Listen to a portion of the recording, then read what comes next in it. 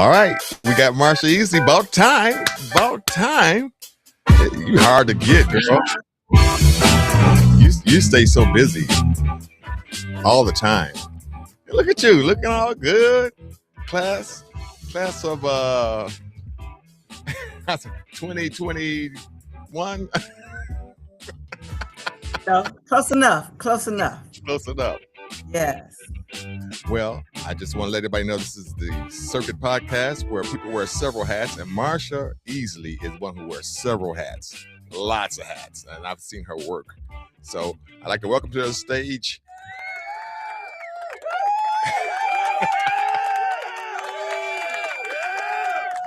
See how we treat you around here? Yeah, I like that applause. I love applause.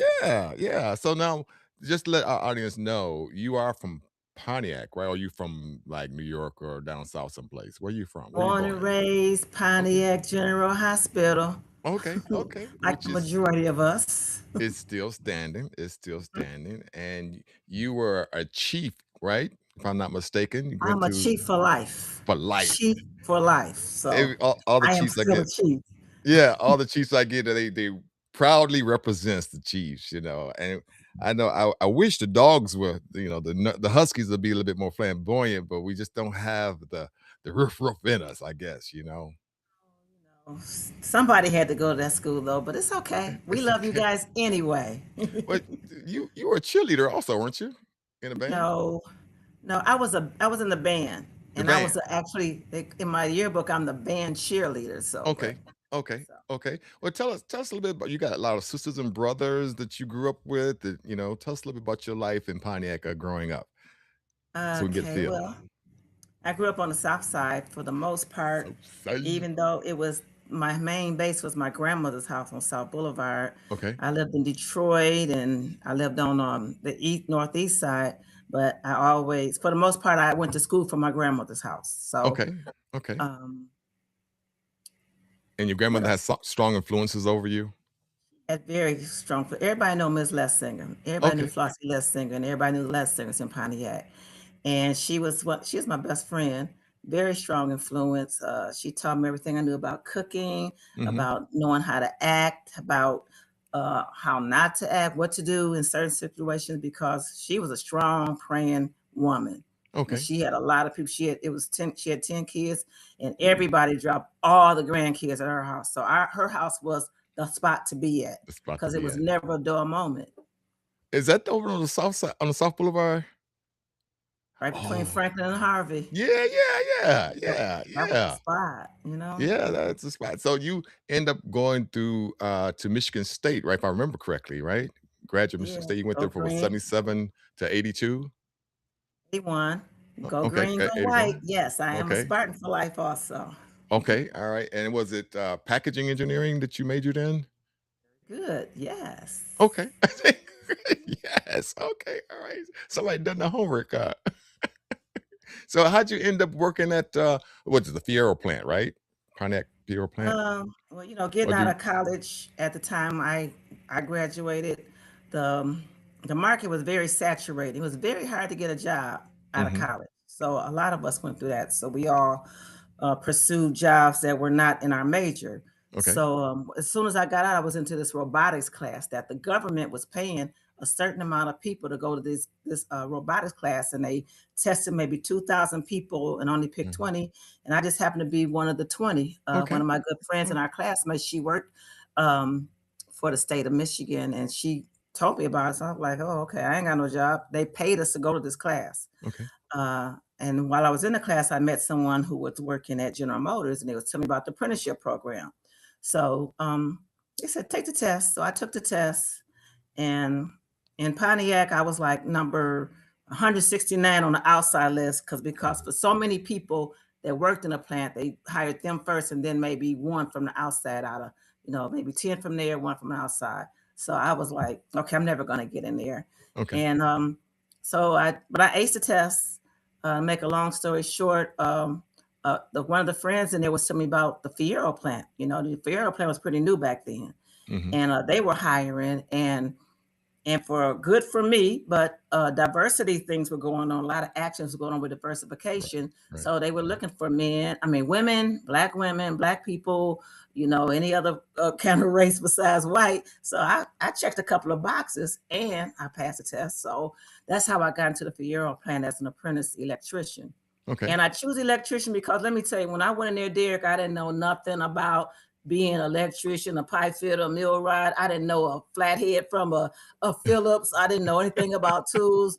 All I know is the guys were telling me it's a great opportunity. I Yeah. was like, Yeah. okay, I was very apprehensive because that's really way out of my wheelhouse right there.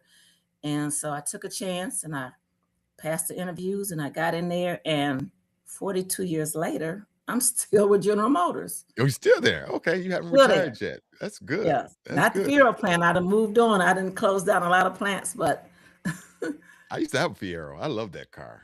that I was a love my wonderful car. Fiero. It was a wonderful car. I You I owned got one? it because I did have one. I had one for for what, about 15, 20 years. I used to drive it in the Dream Cruise that's coming up pretty soon. I used to have it and drive it in that particular event.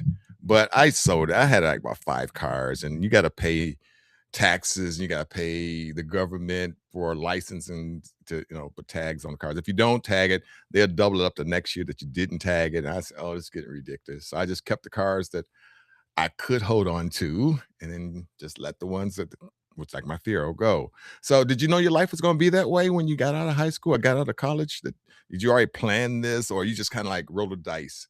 Listen, Derek, I had no idea because my grandmother's house was right across the street from a GM plant, and Yep. everybody in Yep. the family worked for GM.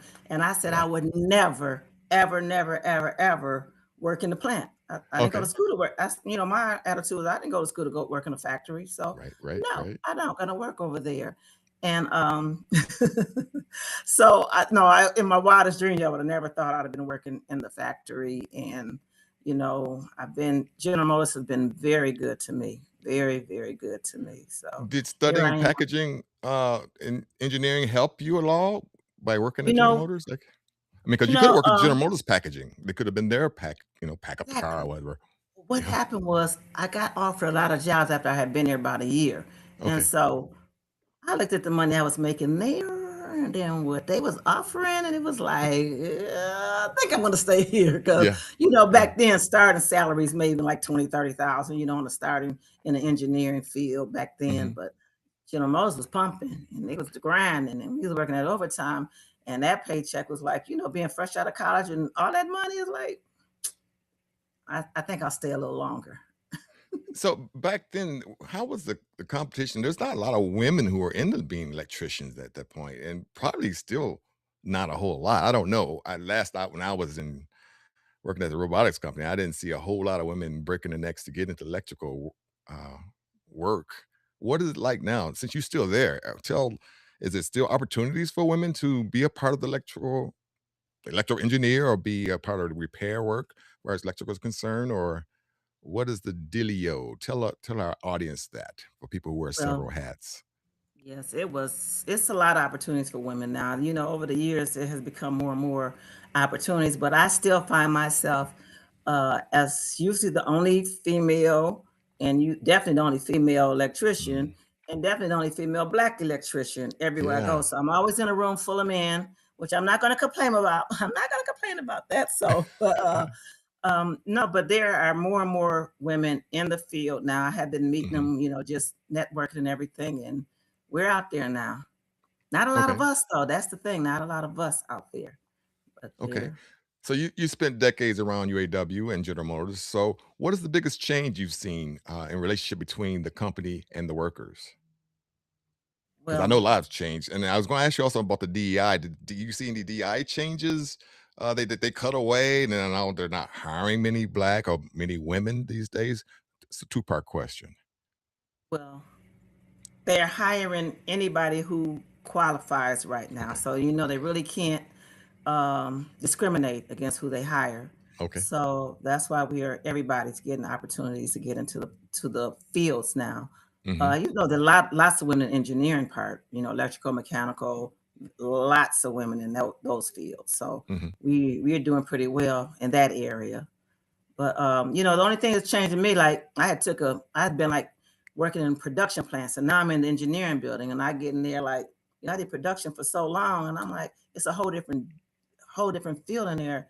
And so the way I used to do stuff and the way I used to, you know, cut conduit and, you know, pipe and do all this stuff, they got so many electronics and so many modern tools they do. I'm like, y'all don't do that anymore. So it's a little like a fish out of water because this is more of a machining plant, the engineering is. So, but I, you So know, for the young ladies and young people that are watching this show, how do you balance that? How do you like we're telling them what you did, but what is the mindset? What are you thinking when you're up against oppositions and people are trying to hold you back or people don't believe in you or they're putting you down or whatever you were going through, the struggles? What are some of the things that you did to outsmart them or to better yourself or just besides just to believe in yourself besides just that? besides that, hey, prayer helps, Hmm. and having a good village behind you and people in your corner helps because, of course, I have been discriminated against. I have been said, sorry about that, Derek, That's said fine. that That's my fault. I was not going to be. You know, a lot of people didn't even want me there. They was thinking we were taking other people's jobs by being in there. They Right. thought by being a woman, um, we weren't strong enough to do some of the jobs that the Right, men right, were right. able to do.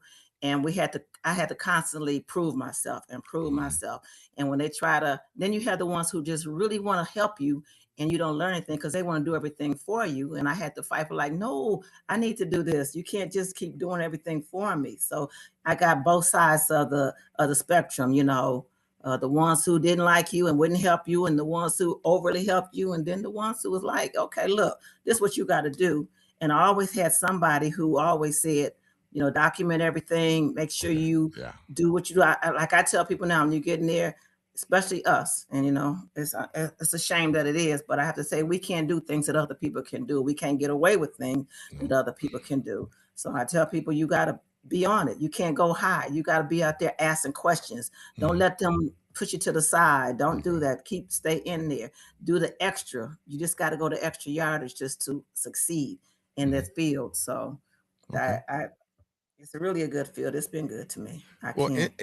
in the field, you've seen, and it's kind of touching on a little bit my area, robotics and transformations and automation, and now we got AI, going along. Do you feel like that's creating more jobs, or does that take away jobs? Where's your stance on that? Eventually, it's going to take away more jobs because Mm, they're already starting to do that, especially even like some of these programs, like that they get like machinery and programming and stuff that they would take weeks and months to do. AI can do it maybe like 5 minutes. yeah, So, you know, the paperwork you have to do as far as presentations and everything, AI can put together a presentation like like nothing else. that's So true. That's true. it's I can see AI is going to be taking over. So I encourage everybody to, even though you don't like it and it's scary, embrace AI because that's where everything is going. It's going Okay. there. Yeah, Mhm. that's true. I'm deep Yeah. into AI. I love it, but I I'm use it learning. as a I'm tool. learning. I use it as a tool. Okay. Yes. So somewhere between being an electrician and your everyday duties or other things you're doing, how did you become an author? Tell us a little bit about writing books, about your book that you wrote. Or tell us the name of your book. I know you wrote a Well, book, so first of all, introduce the it. name of my book is, I don't know if you can see that good. It's Yeah. called Why Can't I Be a Cougar? Yeah. Now, I like that name.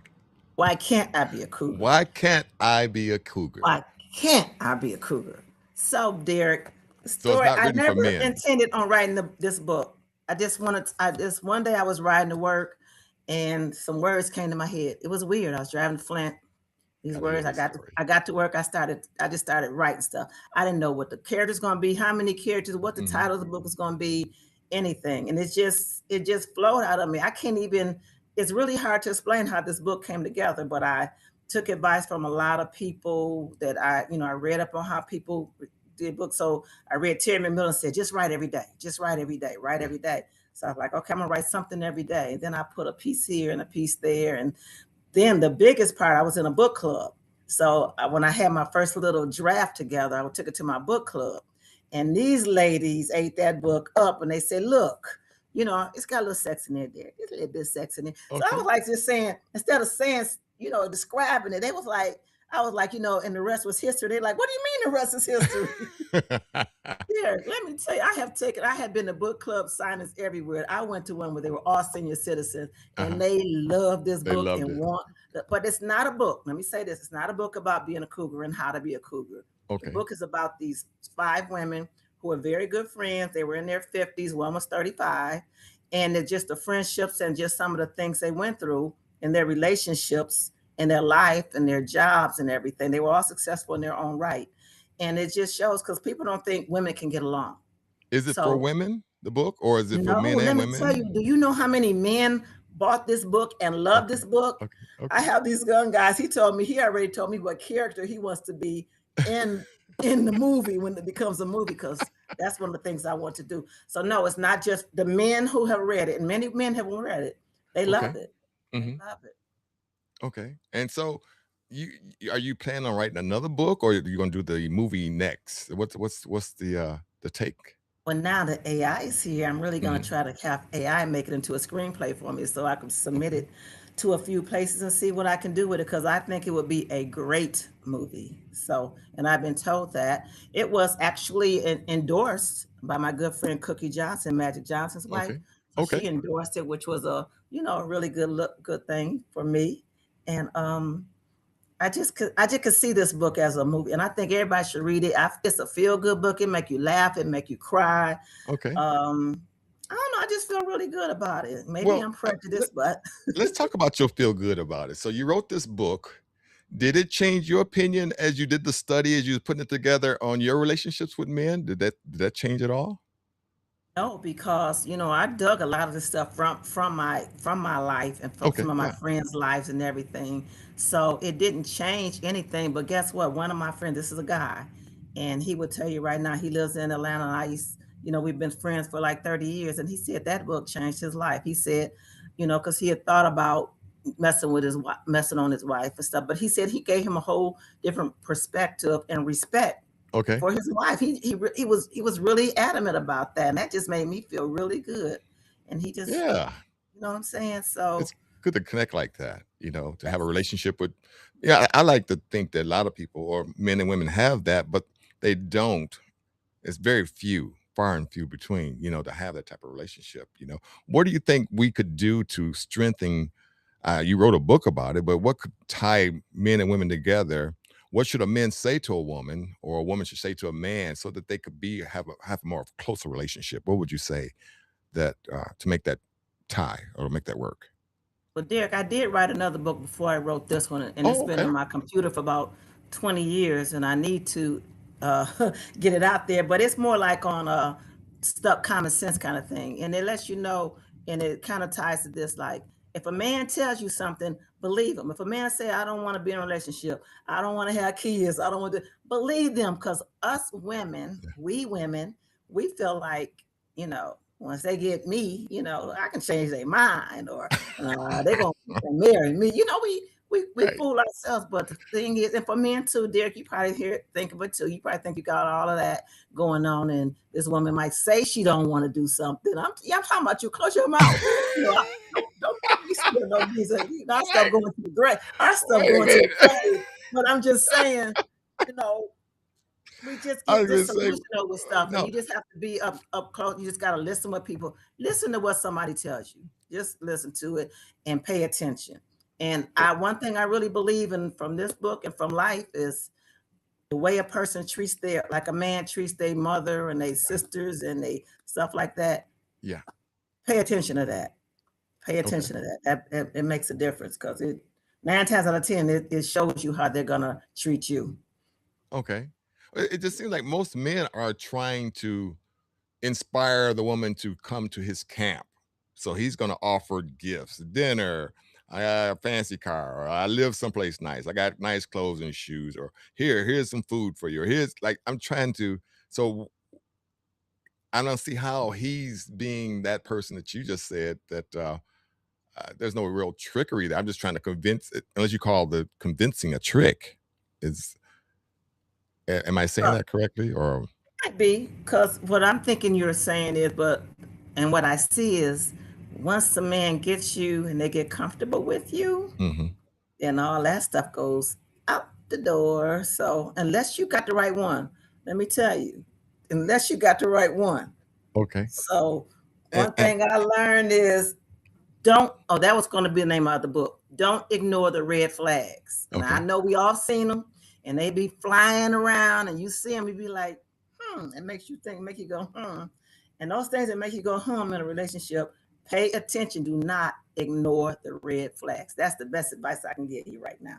So Don't ignore them. a young lady listening right now, and she's saying she said the right one, but how do I know? How can I clue in the right one? How will I know? What is it that's the right one? Because I'm sure it's There, different for everybody, for one. it's those things that you see all the time when you're with a person. If he holds the door open for you, if he Okay. does this, if he treats you with respect, if you have children and he embraces your children, if he's close to his family, if he doesn't flash that he has money and job in your face and stuff like Okay. that. Because a Okay. lot of time they think that's how they lure a woman in with what they have, with their Okay. possessions. But what Okay. we look for more is the heart. So you got to look at the heart, and you know when that guy, because I've been around guys there, they brag on themselves, and that's a complete turn off. Yeah. Those things you think about, don't ignore them. It's red flags. They right there. They Are, in your face. are Just the don't guys ignore any them. different from Detroit, Oakland County area versus California? Because I know you travel a lot. Florida versus Atlanta versus New York or other parts of the world that you've been to. You think guys are any different? Yes. Oh, they all the Um, same. no, they're all the same, but different. And when I say that, because like when I'm in California, everything is so superficial there. Everything is superficial. So Okay. everybody's either, but they grinding because it costs a lot of money to live there. So Yeah. everybody in California doing about 4 or 5 different things just in order to live the lifestyle that they want to live. So it's very hard. I never was able to find. I've talked to a few guys out there, but they weren't focused. I really Okay. believe, and the guys in, I don't want anybody, I just really believe that my man, my future man, lives Okay. down south. Okay. He's out there by the swamps with no shoes on, but he got good manners. He was raised right, and he know how to cook and know how to treat a woman. And that's what I believe That's with what you my heart believe. and soul. That's what you That's what believe. that's where he is. He down south. I tell people that Okay. all Okay. the time. So So you got your fillers down there. You always when I'm checking. down there, Yeah. when I'm Yeah. down there, it's the thing with that is long distance relationship. So Yeah. um Are you willing to that's why relocate? Now you're on camera. I would, but right now while my mom is still here on this earth, Yeah. I'm staying right here. So Right. Right. that's I would definitely relocate. Well, Definitely. let's talk a little bit about that. You stayed involved in Pontiac, including arts and community affairs. What do you think Pontiac needs most right now to continue moving forward? And they got a new mayor. He seems to be cool. I met him at one of the concerts that they had out there. So he goes around, he's very jovial and talks to everybody. He's down. And so what do you think Mike Pontiac is needs to do further than where they are right now? Because they look like they're on the move. We're on the move, but we need to work together. We have Okay. so many different factions trying to do different things when we all should be trying to work together to do everybody doing the same thing, but we can't get together and do it. Like you might be having a concert down the street for somebody else at the same time, but if we got together, we can go to your concert one day and his another concert another day instead of going against each other. We have like 4 or 5 Halloween events going on, but if we're trying to give everybody wants to do their thing. Everybody wants to say we did this instead Okay. of just working together. And that's Okay. a big part of it, especially like in our school systems. If we can get some good people in the school system, because our school system is just sad right now. They got a lot of good things. They got a lot of money going into these schools right now. Hmm. But until we get the school system together and get our kids back into our community, because a lot of our kids, Derek, when we graduated, our class by ourselves was 500 people. Yeah. Right now, they barely have 200 people in the whole Wow. high school. Oh my The God. graduating class is less than 200 people, and their intelligence levels, as far as skills and everything, are below what they should be. Hmm. So that it's just a lot of stuff. That's why I would put a lot of effort into our future, these kids. Yeah. I agree with that. So let's see. You've worn a lot of hats. Now we've already discussed all these different various hats. You wore hats, electrician, you're a union member, author, community advocate, and more. Which one of these hats surprised you the most? Of all the things you've done, what kind of gives you the most jolt? And which one are you most pleased of to wear? Ooh, let's see. I don't know, Derek. I do. This time in my life, I'm doing a lot of things that I always wanted to do but didn't do. Like I'm very active in my UAW local, Okay. and so I was elected to the election committee. I'm on the Civil and Human Rights Committee, and just recently I was made the ESWP trainer. So Uh-huh. this is the stuff I always wanted to do, but just didn't do or have the time to do because back in the day, I was working 7 days a week, 12-hour days, and just trying to, you know, make that money. So Yeah. now that I'm kind of trying to get into retirement mode, stuff has slowed down, but I'm able to do more of those things that I like to do. So that's bringing me joy right now. I'm a Girl Scout leader. I've been doing that for a while because Okay. we don't have Girl Scout leaders anymore. The Right. parents aren't Right. involved like Right. they used to back. So it brings me joy to see these kids to stay in there. I got like my granddaughter still in there, and she's 17 and she loves it because Mhm. some of these girls get to be 17 and they don't want to do that stuff anymore. And that's another thing. I'm raising my granddaughter. I had her for like 10, 11 years, in addition to taking care of my mom, who is hanging in there, but she's 93 and got dementia.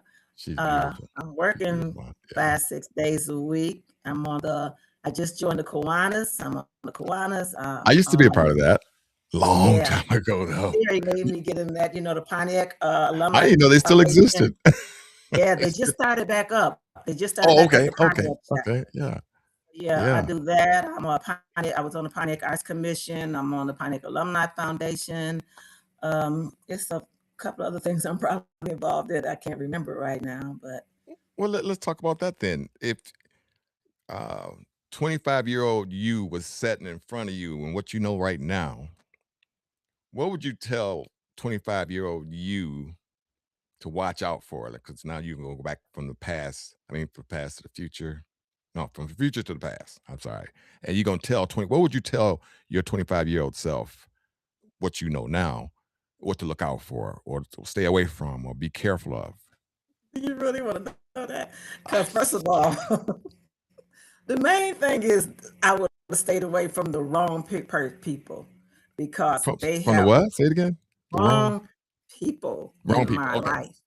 Okay. The ones who are not looking out for my best interests, the Okay. ones who have cost me lots of money, Well, we and ain't gonna call no names, but we ain't calling no names, no. we ain't call no But I'm names, just but saying it's things that kind of set me back. yeah. That had I just used and not ignored the red flags like I was doing, Okay. it would have changed the course of my life. But then again, I wouldn't be where I am if I did that. Right, That's right, right, you right. know that's just like when I went to school, I had a chance to go to Princeton, but I went Mhm. to Michigan State. And, who knows what I would have been. I might have been hanging out with the Obamas right now, but I got, my best friends is with Cookie and Magic and doing stuff with Holly Robinson. And that's a whole other thing we ain't talked about because we ain't talked about my foundation. So that's, Okay, well, I you can segue hit that into that a next. little bit. Yeah, Yes. yeah. So, Put a plug in. everything I did, whether it was good or bad, shaped me into the person and what I'm doing in my That's life true. That's today. true. So, you got to take the good with the bad, but as long as you learn from it and keep on moving ahead from it, that's all I can tell you to do is keep praying. Yeah. It makes you Praying. He strong as did it. steel. Yeah. Yes, So yes. now you said you have a foundation that you have. You wanna put a plug in? Go right ahead. Let's hear what's your Yes, foundation I about? formed my own foundation. It's Okay. called the Inspirational Spectrum Heroes, and it's for autism. Okay. I have how old is one now? One's might be about 35 now. I have a 35-year-old son who was diagnosed with autism. And back then, there was no things out there for people with autism. They had a few programs and stuff, but it just wasn't talked about. And Okay. Derek, if you think about it now, and I know I think about it now, it's people who we went to school with, they were autistic, but they always labeled them as bad kids or Okay. slow Yeah. kids and That's true. stuff You're like right. that. and put them in that box. But if you know what we know now, we know a lot of them had autism Mhm. and were probably geniuses, but they just got labeled and put in a box and put on Ritalin because that's what they did with our kids. Because there's a lot more boys than there are girls with autism. It's like 4 times more boys than there are girls with autism. Mhm. So that being said, I had to teach myself a lot of stuff about the autism and placing my son in the right spots where he's going to thrive and learn. And going to California with my good friend and our good friend Vana Tierro, formerly Vana Carter, and Mhm. she has 2 boys on the autism spectrum. So she always used to go to these events in California. So I started going and volunteering for Holly Robinson Pete's autism because she has a son on autism, and they have a great foundation. And I looked at that stuff and I volunteer every year for like the last 10, 12 years. And that's when I started doing mine because I met some fabulous women who have done stuff. My friend Nadine, oh my God, Nadine, she's out in New Jersey. She started her own foundation. She's doing wonderful things for the city where she lives at in New Jersey. So she was like my shero, and she really encouraged me to start my own foundation, and I did. And I'm still trying to build it up a little bit, but I think I can take it to when I retire. I can definitely take it to the higher heights than we can. But I'm just trying to bring stuff to the autism community. And Okay. my focus. Let me tell you one thing real quick. Sure. Go ahead. Go ahead. My focus is on the adults. I do work with the kids, but the adults, because once they get a certain age, they are forgot about, and they sit around, they veg out, and even though a lot of them are qualified for Social Security, a lot of families just keep them around, and they supplement their own income with their income. But I can tell you about the stuff that my son is doing and what we're doing as far as my foundation wants to get the kids, adults out into the community, not put them in a box. I want them Mhm. to be interactive with the community. So that's where I'm at with my foundation. And we have got a paint event coming up that they love to do. And we got a Halloween thing we're going to do, and Christmas parties and events. I'm taking them to sport events. I work with the Lions and the Tigers, and, it's been all good. Well, my question I was going to ask is that I kind of discovered the ignorance that I have about autism. And I thought quickly, what if I had a kid who had autism? And probably some of my listeners, especially men, who discover that their kid is artistic, what do they do? Where do they turn? What is what is the surprise that they should look out for? Can you talk a little bit about that? Because I know I don't know. I had no clue if they came to ask me, "Yeah, you had Marsha's on your show. Did she tell you anything about it?" No, she didn't. But I'm gonna get you to mention about it now and let you tell Okay. people, especially men, us men, because we don't know jack. We don't know nothing. Well, a lot of things I learned lately is a lot of adults are diagnosed with autism late in life, but the majority of the people, you can hear the same story over and over at about the age of 2.5, 2.5. You start seeing the signs in the children Okay. where they were like normal at first, and they were interacting, doing everything age appropriate and everything. Then they stop talking, and they stop communicating. They start trying to be by themselves a lot. And Mm. what happened with me and my son, because he was a genius at 6 months old. He could hum songs and do stuff and be on tune. And I'm like, look at this boy. And then when he was Yeah. like 2, he could read words that I don't know how he was able to read words, Derek. Although he knew his alphabet, he Yeah. knew his alphabet, his numbers when he was Okay. 2 years old. You Okay. know how, and I always say that in my book, how some kids, how we learn ABCD. That song, he didn't learn that song first. He knew his alphabets. He can tell you what Hmm. T from a Q. Most kids don't know what none of those letters is, how to write them, what they look like, Right. Right. but they know that song. So he knew all that stuff. And so I took him, I thought he couldn't hear because I would talk to him Uh-huh. and he would just ignore me. And I was like, maybe he can't hear. So that's why I took him to the doctor, and that's when they started doing the test, and that's when I found out it was autism. So just look at the signs when they like to stay alone by themselves. They don't communicate. They're not Okay. talking. They're not responding. They don't like to be touched. They do little things that are not the norm. And that's when we've been a lot of us are in denial about ain't nothing wrong with Hmm. my kid. Right. Ain't nothing Right. wrong, but we need to get them tested early. There are lots of agencies, there are lots of services out there So And it's not a medical cure or something for them for that. That's just something that pure, you. a lot of rumors like, vaccinations might be the cause of, because Yeah. it is a correlation on the age when they start getting those shots and when that occurs, but it has not been proven Okay. anywhere. Okay. Wow. Well, you just educated me and a whole lot of other people. Was there anything else? Did you do? How can they reach your foundation? How can they send what money or email you? What would you like? A new car, new building, Well, foundation? right now we don't have any money because everything we get, every fundraiser I do, it goes back into the community. Like I had bowling events. If you were on autism, you could bowl for free. I had walkathons, and that was good. Those bring money, but everything goes back. So like we're having the painting. If you want to make donations, you can contact me. We have a website, inspirationalspectrumheroes.com.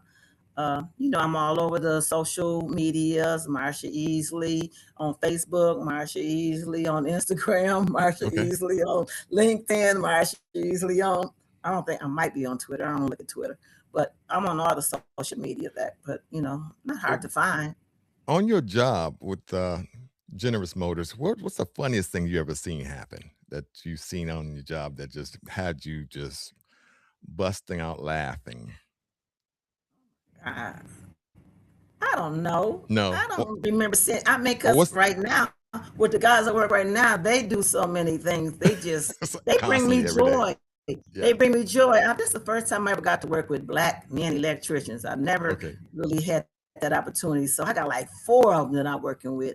And we just have so much fun. Okay. And then, I don't know if they treat me like I'm the old lady of the group or whatever, but I do have more senior than anybody in there.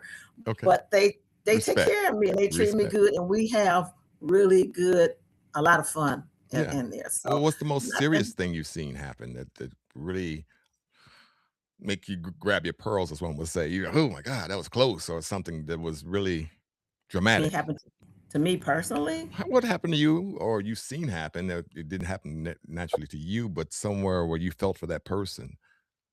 It's when I've seen people, this was dramatic to me. I was seeing a guy fall out on the line, Okay. and they kept the line going until while they called the people. They cut the line off, and they got mad and made them shut the line back on while the guy was still laying there. And because they was all about production, getting these cars out until somebody came in to get this person. Hmm. And to me, that was just horrible. That was Okay. horrific to me. That, Okay. where is the humanity in that? Why would you do that? Because people were scared to even pull the button in the cords, and that's terrible Yes. because they, It's they, they terrible. want to lose their jobs for doing that. So that's the kind of thing that I think is pretty horrific that happened. I hope it doesn't still happen out there, but I've been around a lot of people lost their lives and stuff, and it's So now you know Cookie and Magic. So I feel like I know Magic because I know you. What's that like to know a celebrity like that? That's on that level. Uh, I'm well, sure they we treat will you with all be. respect, just the same too, as well. Oh my I'm God, sure they they are love you. wonderful. Yeah. We will be celebrating 50 years of friendship Okay. next year because Okay. we all went to high school the same year. Their class of 77 also, Where Cookie the and Cookie Irvin. go to school at? She went to school at was it Chadsey? One of those schools in Detroit. I Okay. think it She didn't was come out of Chadsey. Lansing. Okay. No, and Irv was at from Lansing. Yeah. So there we know when we all get together, we laugh, because we know each other back. We all know each other back So they from down to the earth. scraps. Yes, so down to earth. And Okay. when Irvin asked me to be in his documentary, I don't know if you ever seen it yet. I'm in his documentary. They call me Magic. I was like, honored. Like, you want Yeah. me to be in the documentary that everybody in the Well, world's gonna everybody listening see? got to go see that. Yes, it's on Are Apple you in it? TV. I am in it. I am Okay. in it. Like it's in 4 segments. I'm in all 4 segments. I'm talking, I'm Okay. smiling, I'm telling stories. So, and we thought, me and my friends, when they interviewed us, we were like, we ain't even gonna make the cutting room floor because all the celebrities and stuff they know. Yeah. But they didn't have a lot of their only celebrities was just like fellow basketball Right. players, Right. you know, Barack Obama's my girl. You want the same film with Barack Obama? I'm like, girl, yeah. I don't know. He might know me now because he seen Yeah, me yeah. on there, but I don't Seeing know you. him like that. But yes, you know, So I've had money the didn't opportunity. change them when as they gone through life or through the 50 years. Money kept them humble, and they still the same They are uh, humble. Let me Johnsons as tell they you, always been. they are So fun. They are funny. They are wonderful people. They give good. back to people all the time. That's nice. It's always Just good to good hear that. big hearts. You know, when we go with their family. You be around them Johnson family, man. They Yeah, talk. When we play Bill West, they talk mess like we do. You know, yeah, we yeah, just have a yeah. lot of fun. Oh, So that's good. yes, I cherish I cherish my friendship with them. They Okay. good people. That's good people. So don't So, believe none of that other stuff. Y'all heard it from me. yeah. What would you like people to say about you, after you gone on in the future? Like 40, 50 years, you want them to think about you. This is the person that did this or did that. Or I've watched Marsha Easy. She's the one who set me on track because she did da da da. What would you like people to say about you way later in life after you've gone on? Well, one of the most important things I want people to see is my compassion that I always had for kids and Okay. elderly people, and I want my foundation to have made a difference for people with autism and live with autism.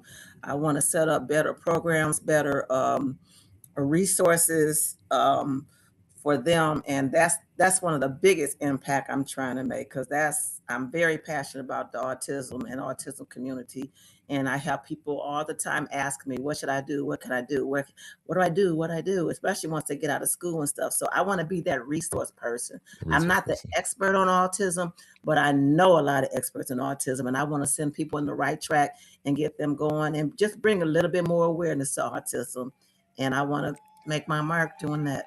That's it right there. Okay. What I usually do, I give all my guests a chance to ask me one question, like an interview, like a flip. We flipped it on me. So you can ask me one question, any question you want to ask. Hopefully, I'll be able to answer it. Uh, Anything you want to ask, your show. You already kind of know me, right? So I it's know not so like you much. don't know me. So ain't too much you I can ask know you don't you. already know. Okay, Derek. Um, where do you see yourself in 5 years? I don't. I know you do a few things. Where do you see yourself like in the next 5 years? Because we up there in age. I ain't gonna go 20 years from now.